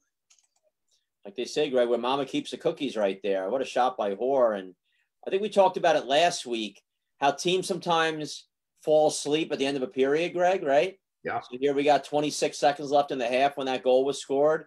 And Mudcats, you know, just tied it. So, you know, if I'm Envious Rink, if I'm George Brown, I'm all over my guys right now, because here it was just, you know, what time was the last goal scored? A couple minutes ago, right? I mean, 3 or 4 minutes ago, we had a 2-1 lead, and now we're going to go into the half down by a goal. It was just unacceptable in the PAMA Pro Division. But let's just watch this little play by Skylar, this little chip play. Great pass up again by Lauren Barron. And, you know, it might be a set piece here, because you watch Skylar had the puck early, Greg, right here. Yep. And he leaves it basically saying, all right, I'm going to leave this. I'm going downtown here, guys. He goes, Lauren gets, him and Lauren have played together a lot. Nice little play. It's hard to see with the camera there, but he chips it past. And I think it might have been Corey Hodge there, who's known for his defensive game, fell asleep at the end of the period. And that's a big goal for Mudcats.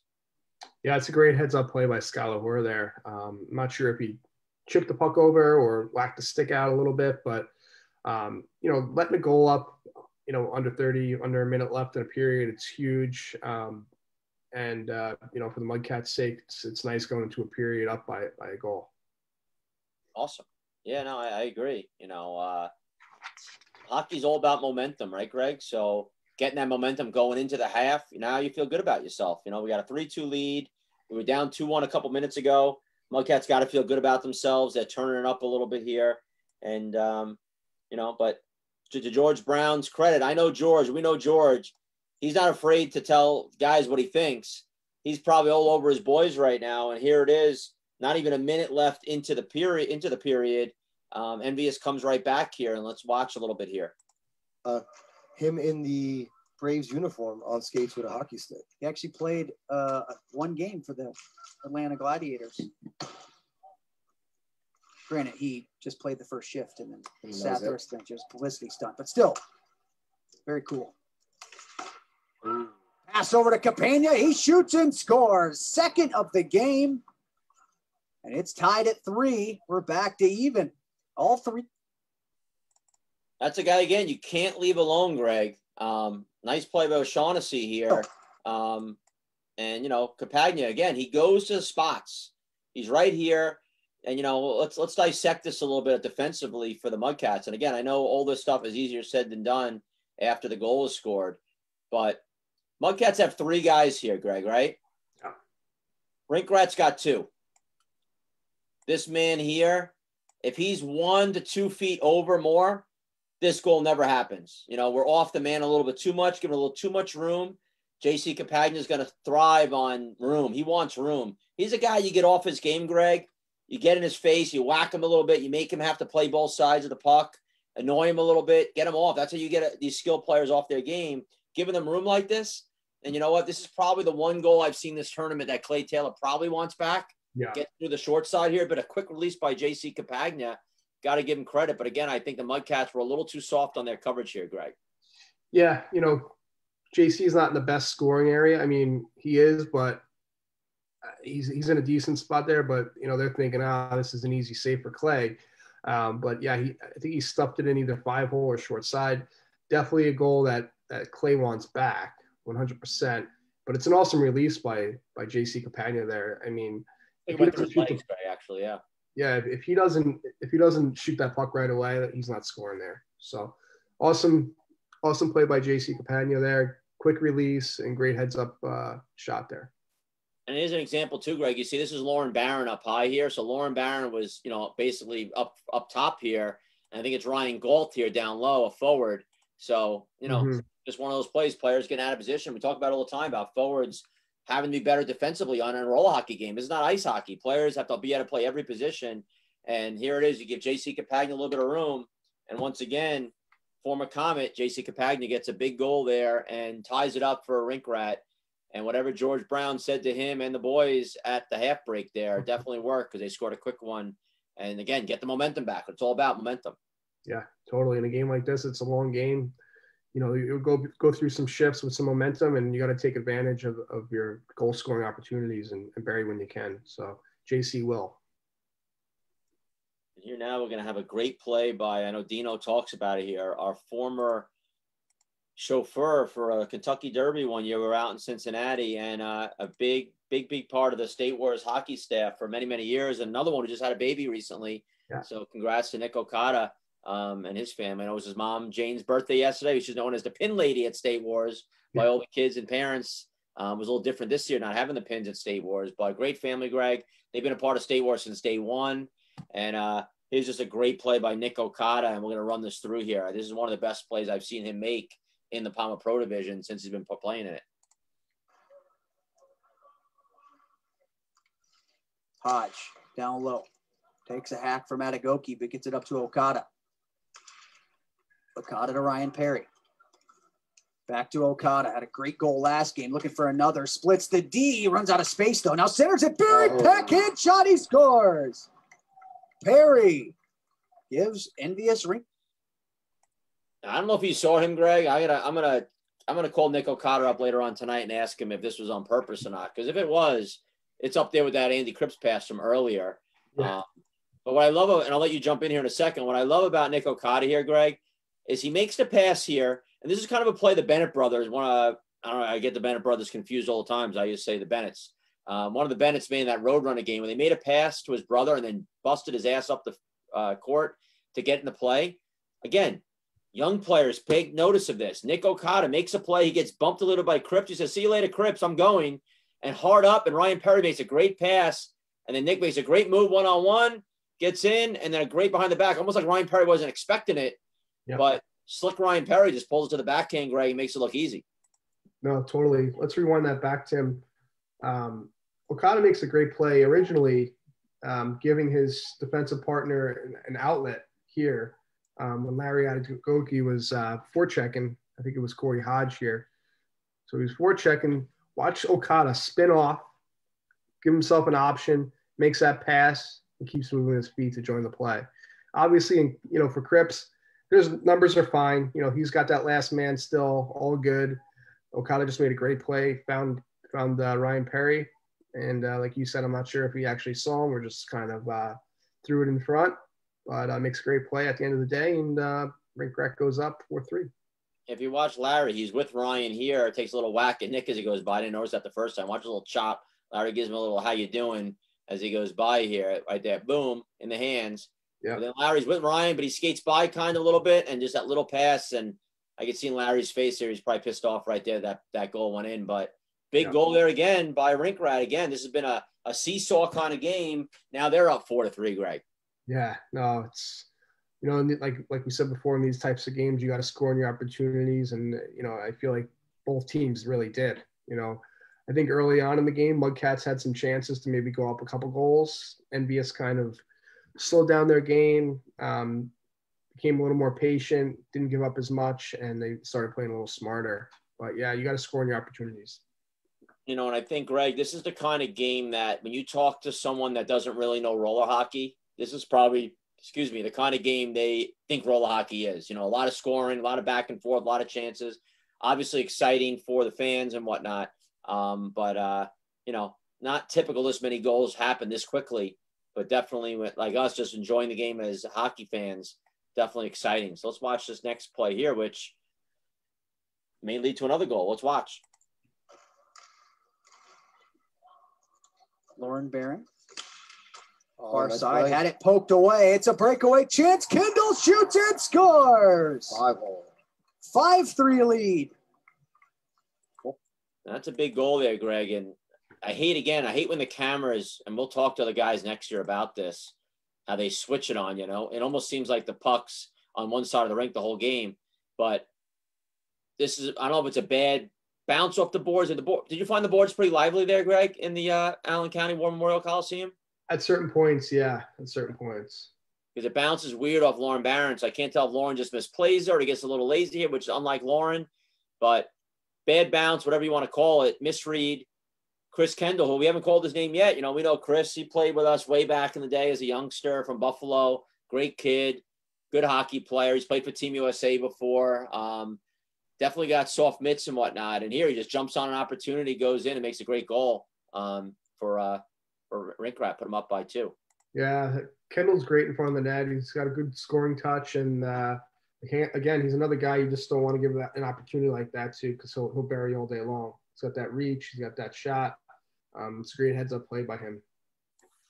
If I'm Chad Siebel here, if Chad or George Brown had hair going into this game, they wouldn't afterwards for sure. If I'm Chad, I'm going nuts here because to me, it's just a lazy goal and you're giving goals up. They had all that momentum, Greg, going into the half, and they just basically said to Envious Rink right now, here, guys, take the momentum back. Yeah. And now they go up 5-3, that's a big goal. And still, but you know what? If I'm Chad Siebel, I'm telling my guys, there's 15 minutes left. Yeah. These periods are so long. Let's get going here. Let's start playing some hockey. Let's wake up. Yeah, and that goal had to feel good for Chris Kendall there, ex-Tour Mudcat player. So must have felt good for him to score against his old team. Absolutely. Always does. So to here now, we got a power play coming up for Envious here, and nothing too exciting on it, but let's just watch a little bit of this power play. Back home lately, but one of the nicest guys. And if it wasn't for COVID-19, he would be here posted up behind the net and just being himself. So Johnny Mac, Mr. Mac, everybody, hope all is well. Envious Rink Rat on the power play.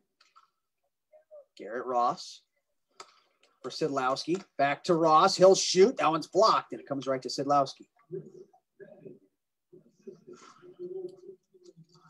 Sidlowski.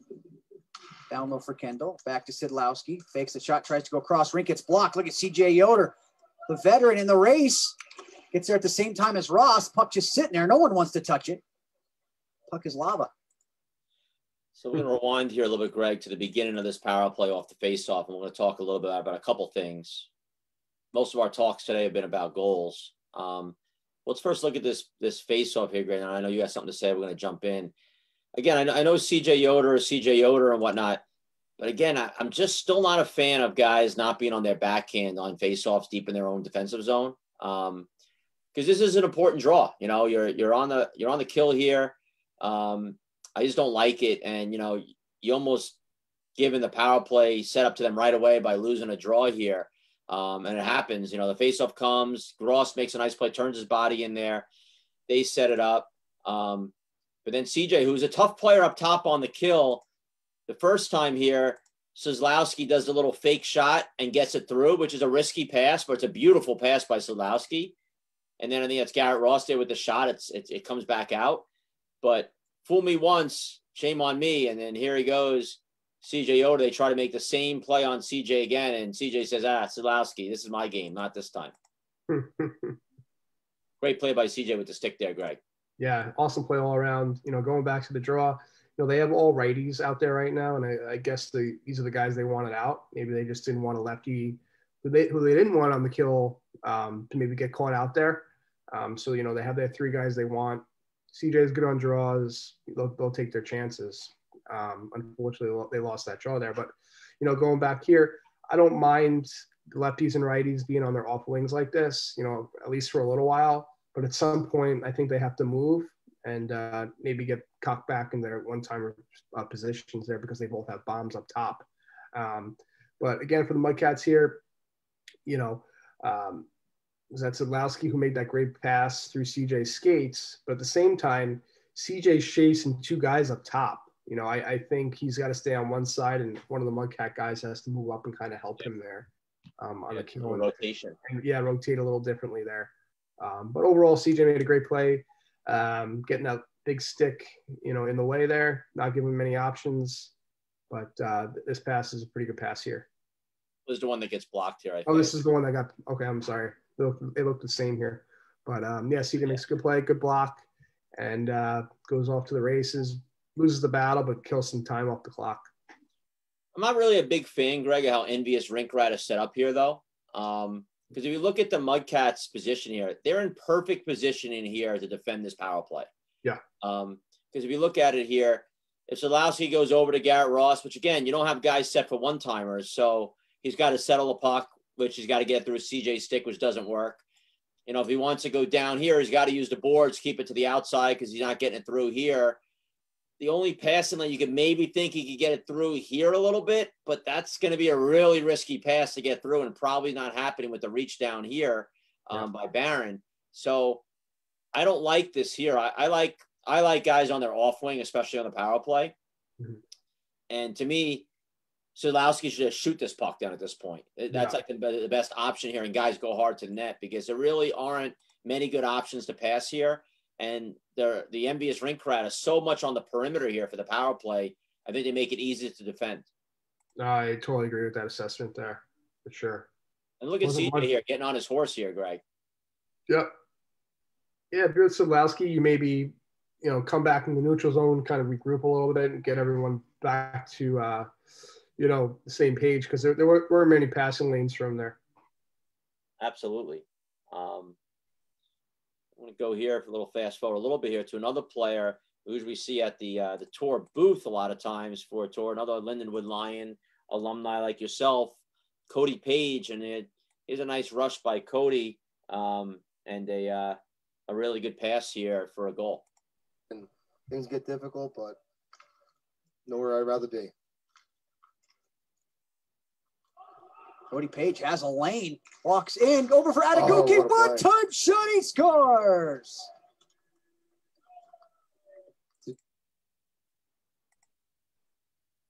Great play by Page here, Greg. What do you think? Yeah, awesome play by Cody Page. You know, he's got some speed under him. So, you know, for him to build up that speed coming out of the defensive zone like that, you know, that's a no-no for Rink Rat. You know, give him too much time and space to get his wheels going. Give him an open option to make that pass to Larry. But Larry makes an awesome play, kind of steps out a little bit. And I think he kind of whiffed on the one-timer there, but needless to say, it went in. Like I said, it doesn't matter. Might actually got a stick on it a little bit here when you see it again. Okay, maybe threw him see off right a little there? bit. Yeah. Try to pause that. Right there. Mm-hmm. I think he got a little deflection, but, you know, Adam Swims there, who I think also went to Lindenwood, right, Greg? Yes. You know, he's, to me, has got to be more over on Larry. Again, talking about covering our men. Everyone here is kind of covered, and there's no reason for him to be standing where he's standing when Larry Adegoke, of all people, is standing wide open across. If he steps out 1 foot over to the side, puck never gets through, goal never happens. But again, guys are getting frozen in time too much out on the rink, and they got to focus where they're at and take away gaps and whatnot. And you can see Larry with it because it's such a great pass by Page. And that's what we always tell our kids, right? Take one-timers when you can. Even if you don't get all of it, the goalie is still out of position. Look at the goalie here, Greg. Yeah. You know, he's all the way on the post watching Cody Page. That pass comes through. He's relying on Adam Swims as a defenseman to take care of these guys. He shouldn't be worrying about that. He's so focused on the shooter. Look at the goaltender here. Puck comes through, and boom, it's in the net. He has no chance. Yeah, I mean, numbers were good on Envious' side, right? I mean, it wasn't an on-man rush. Guys were in good position. Swims definitely has to step up a little more and read that play a little better. Maybe get the stick in the lane a little sooner. You know, obviously he made a good play, getting a piece, but not good enough, and threw off Robinson and net. Turnbull tried to go to the far side. It's blocked. Odd man here. O'Shaughnessy, left wing, looks, shoots. Clay Taylor fights it off with the shoulder. Excellent save. Not a huge play in the game here, Greg, but again, I just want to highlight something that's not a goal. You know, 2-on-1 from the red line in, which is never easy for anybody, especially when you got players on their off wings here.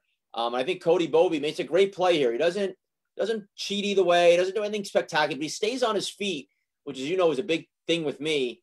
And he just stays and plays it, and he makes the shooter have to beat him here, takes away the pass, and then boom, a good save there by Taylor. Yeah, it's a great play by Cody Bovey. I do like the play by O'Shaughnessy, just because, you know, everyone in the building is probably thinking that puck's getting to JC Campagna there.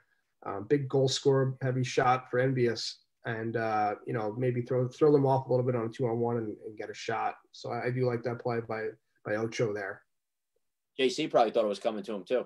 Yeah, he was cocked back. He was cocked back and ready.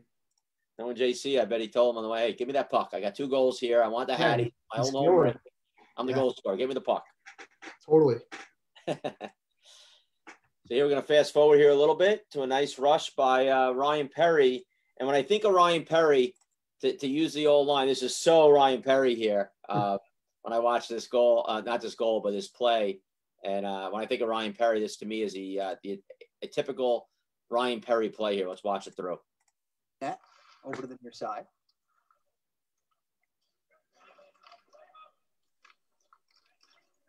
Here comes Ryan Perry. Perry, power move to the outside, cuts the front shot. Taylor, the save. He hangs on for the whistle. Now, Greg, I didn't put that in slow motion. I mean, that was the play. And to credit to Ryan Perry, how he just knows how to use his body, and he's long, right? So he looks like he's not moving as fast as he probably is, and it's hard to get around him with that long reach. But watch him here. He just goes like, "See ya. All right, Larry, I'm going to go this way now. Okay. All right, I'm going to cut to the middle. All right, guys. All right, going to go through here. All right, see you later. I'm going to go wide here. I'm going to cut back in on your merch. Boom." And goalie has to make a big save. Yeah, no, it's a great play by him.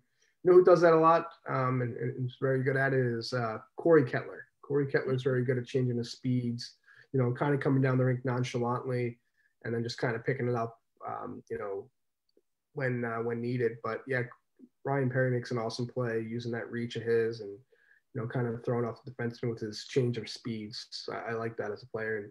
And another player who does that very well is Nathan Sigmund on our team. He's very good at changing speeds and throwing defensive opponents off because he's just constantly changing up his speeds.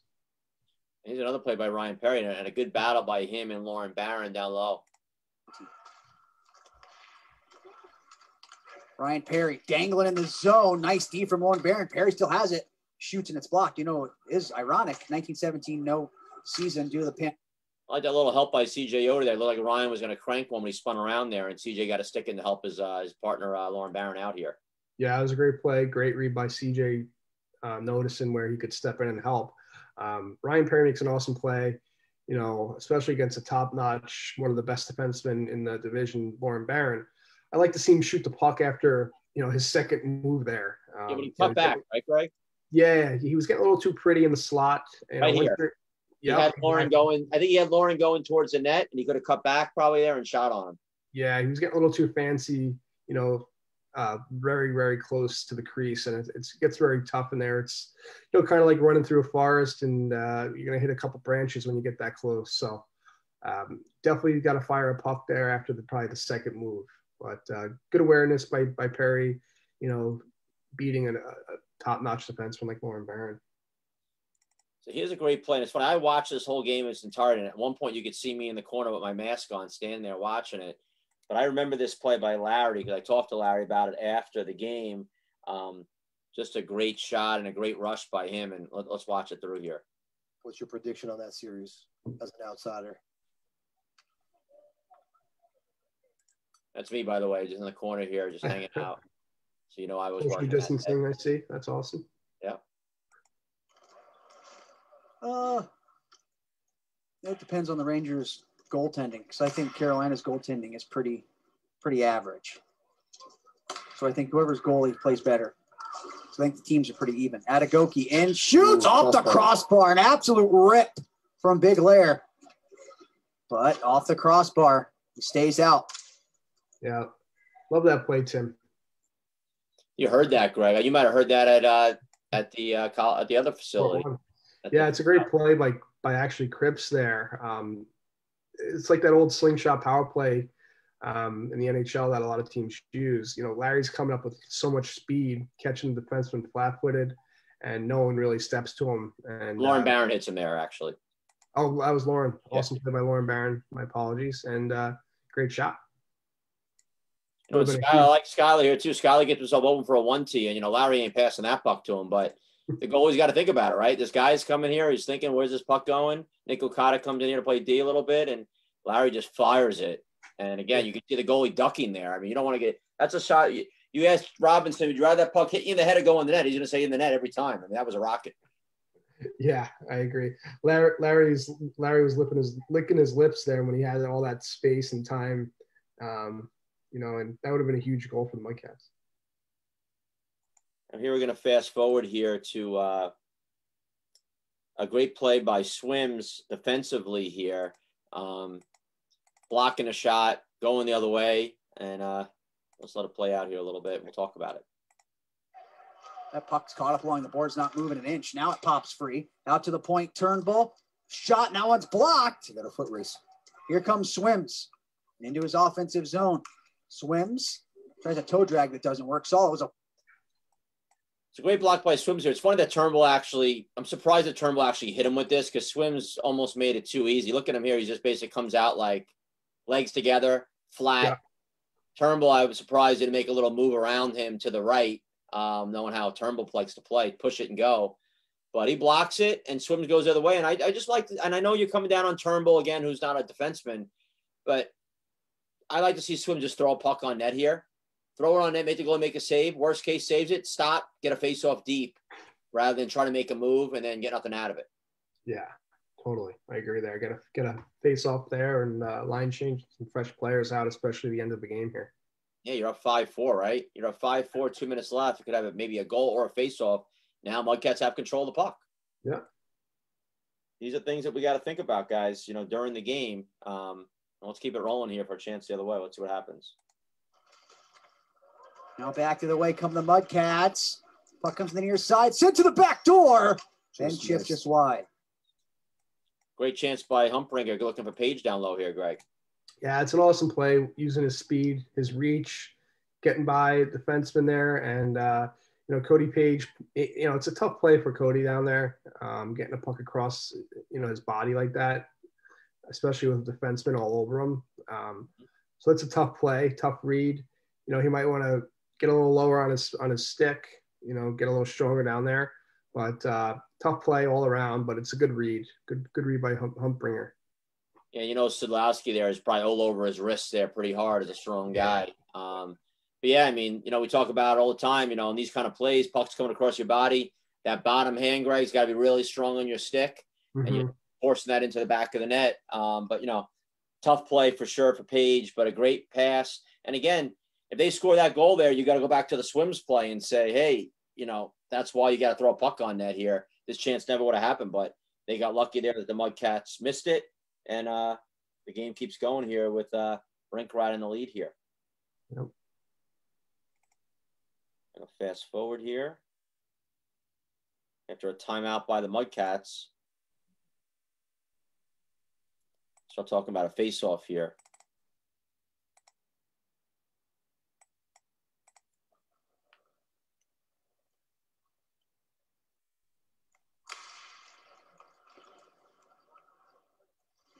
Face off one by the Mudcats. They're going to pull the goaltender. Minute 10 to go. Lauren Barron has it. You like that help there on the draw, Greg, to set this up? Love that. Love that help. It's a great play. Was that Ethan Frank?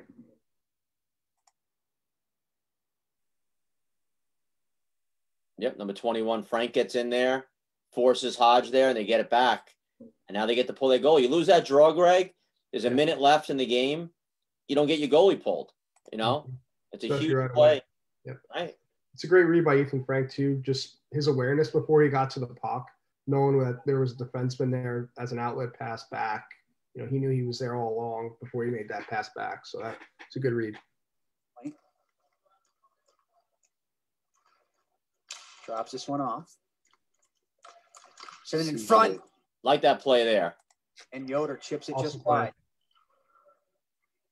45 to go. Back to the point they go.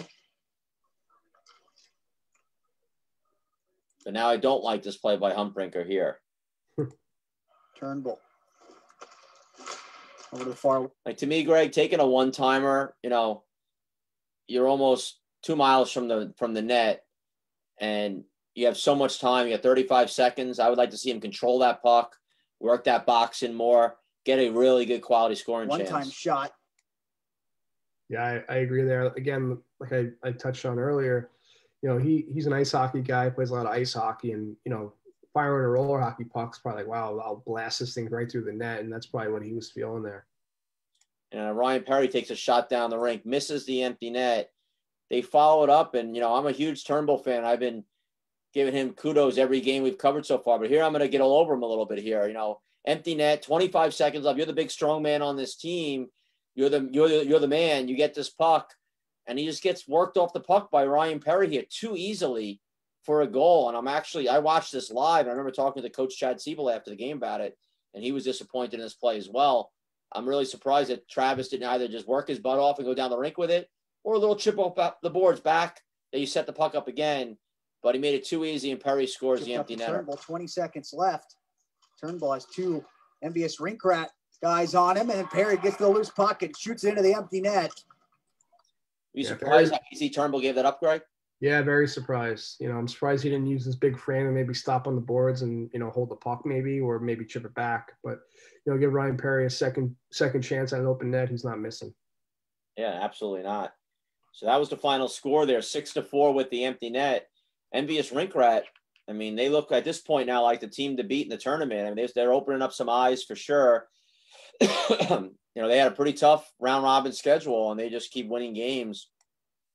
But just a great game. Like, if I want to get people excited to watch the sport and want to play the game, whatever, that's the kind of game I want someone to watch. Just people like seeing goal scoring. To me, that was just a real fun game.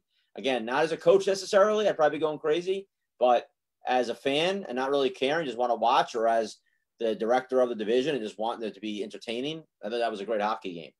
Yeah, you got a little bit of everything there, right?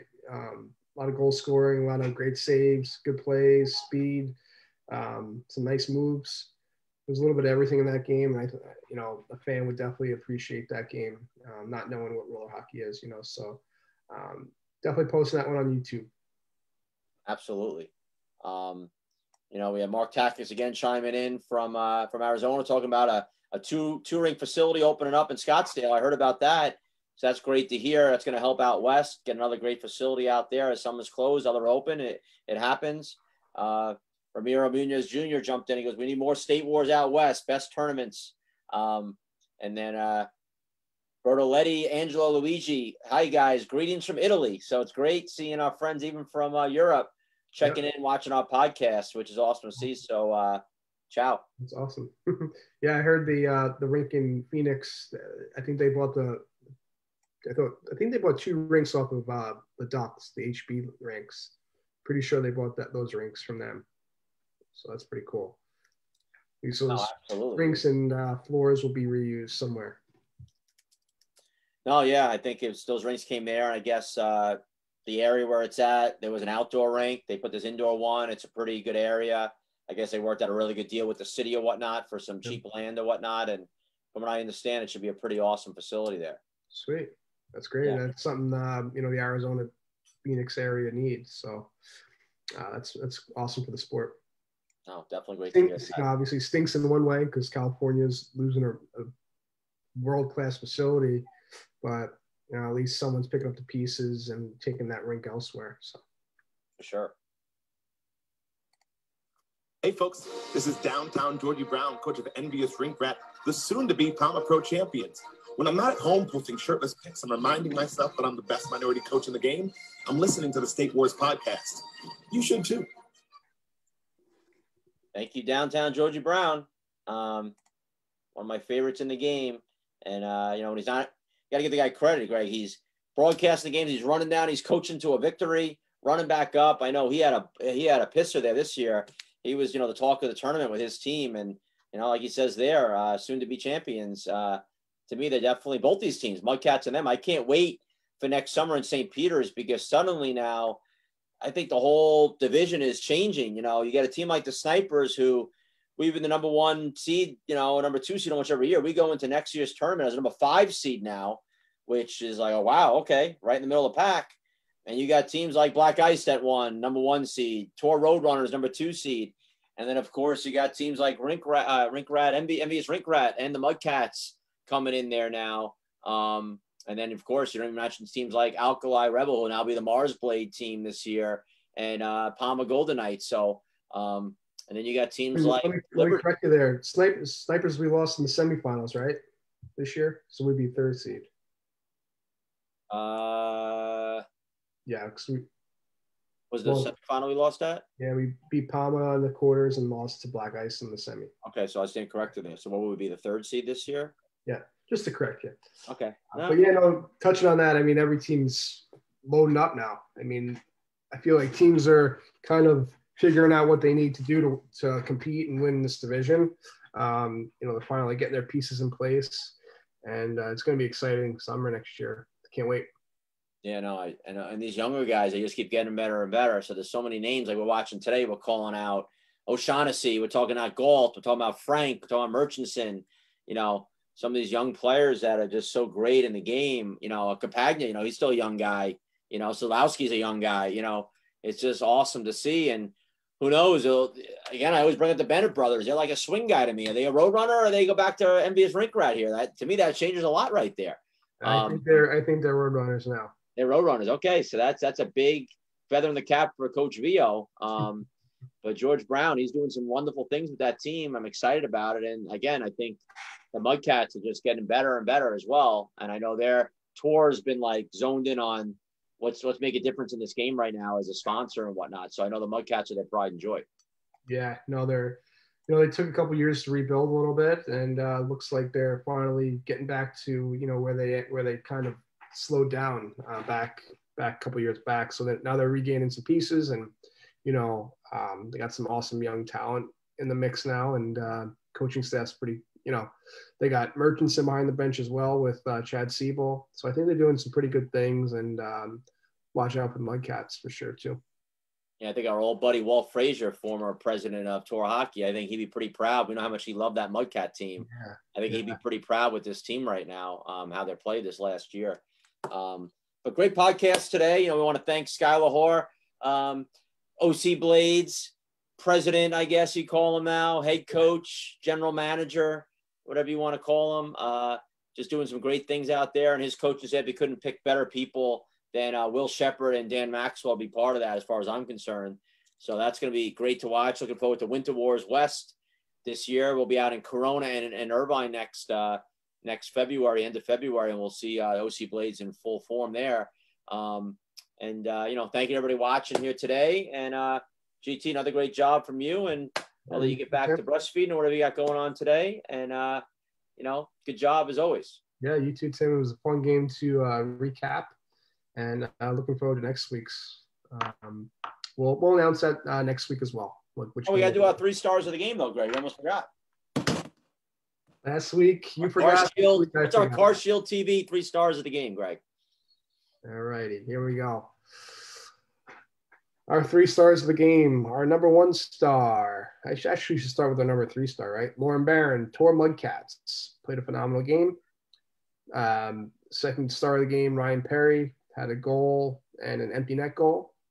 And our pal from Ohio, JC Capagna, 2 goals, 2 big goals for Rink Rat, and heavy shots. Some great goals and some awesome stick work there. So number 1 star, JC Capagna. Yeah, I mean, you can't go wrong with any of those guys. And there's so many guys that weren't picked that had great games as well. It was just a great game all around. Hats off to those 3 guys. Great game. And then, we got to start thinking about next week's game.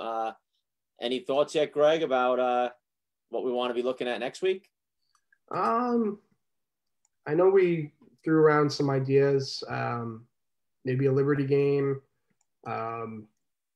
Maybe getting to like a quarterfinal game. But we'll have to review a little bit. I want to go through some games again and figure out, what the best bet is. So. Yeah, there's so many. That's the one thing about the PAMA Pro Invitational. Almost every game is a great game. So you just go through it, and it's hard to pick one that you want to showcase. So at this point, we wanted to go through it, make sure we got every team covered at least once, which we did through the first group. And now we're going to really get picky now and look at just exciting games and just some things we could break down and whatnot. So hopefully everyone's continued to enjoy this and hopefully using it as a learning tool for some people as well. So thank you guys. Another great podcast here, Greg. And we'll see you guys next week on State Wars Hockey Podcast, Glass Half Full Productions.